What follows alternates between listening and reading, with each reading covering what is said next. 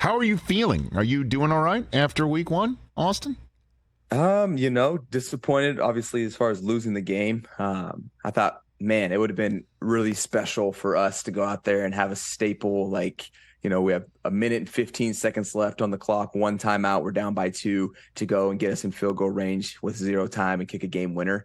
I think that would have really, put us in a spot where it's like, perfect. But for us, yeah, I think we're in a good spot as far as our team.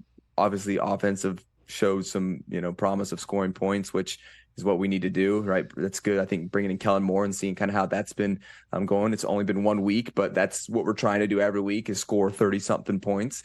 But just as our team, each week's different. So we'll see how it goes. Obviously, defense, come on. Tyreek Hill is 1 of 1, and he had his day the other day. And so I'm not thinking we're going to be playing Tyreek Hill every week, but we all got to get better. And that's kind of how it goes. The mindset of an athlete is Sure. Week to week, try to continue. And better, what does better mean? I just had this conversation. Better means winning. Like we got to find a way to win. That's what we get judged on here in the NFL, winning and losing.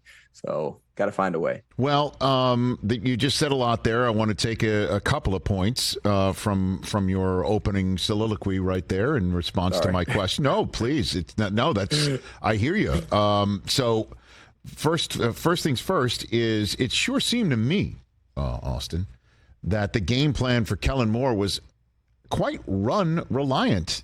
Austin, what's up with that?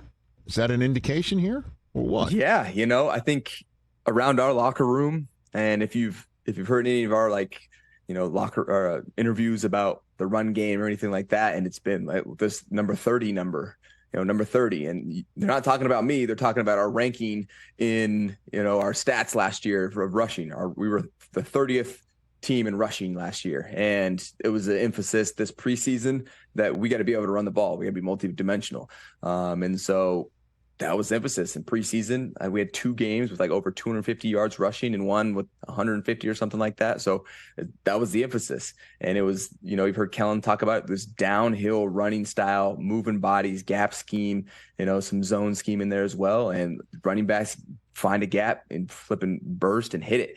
And it's exactly what you saw play out. We saw it play out in the preseason. We finally brought it into week 1. And when we can do that, we know what Justin can do. And I think that's been a new dimension that we're trying to add to this team, as well as making sure that we can, if we have to, rely on the run game as well as Justin's arm. So I'm excited. I think there's a lot to be excited about our offense, and we just got to make sure we stay consistent. Well, because I had Daniel Jeremiah, who calls your games on the radio, my colleague from NFL Network, basically say Vic Fangio was playing what he said, the safeties in the parking lot is basically what he said, and that they never really came down to try and stop you, so you kept running?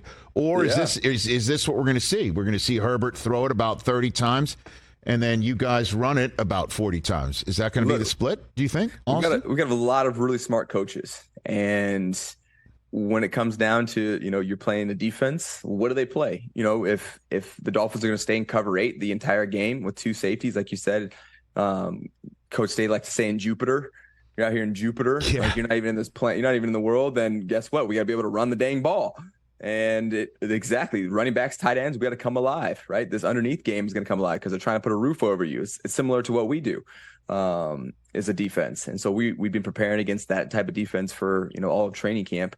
And that was the chemistry for that game was, hey, if we're going to have success, it's going to be in the run game. We ran for 250 yards. However, it just turned into a track meet because their guy also popped off, and it seemed like their plan was get it to Tyreek and Waddle. And, those guys, they outdid us that day. They were one possession better than us on Sunday. And then you mentioned Tyreek Hill just there, and then prior.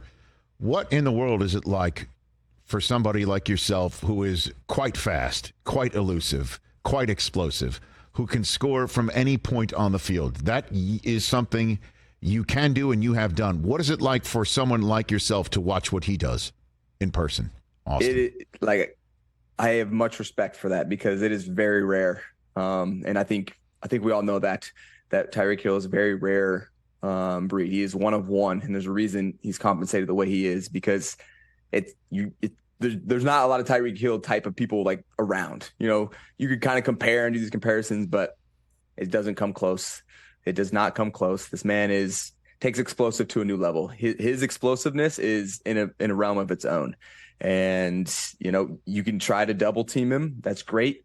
He's just so fast. And guess what? He's also very decisive with his cuts. He's going to beat one, and then he's going to get open on the second guy. And you don't have enough people to guard him. So you got to hope you can maintain him. And we weren't able to on Sunday, and we saw what happened. Last year we were able to later in the season. And so we put the cuffs on him last year, but this is obviously a new year. And we're hoping to get another shot at him here late in the playoffs. Is this, again, this year's 7th season in the NFL? Is he the fastest guy you've seen in person? Yeah. I mean, I've been watching him, since I've been in the NFL, because he played for the Chiefs, right? So we had to play him twice a year. Him and Kelsey flipping, gosh. Like when we play the Chiefs, the Chiefs game, I'm just like, it's like a rival. Yeah. It was a division rival, but us and the Chiefs, man, those are some great battles that we've had.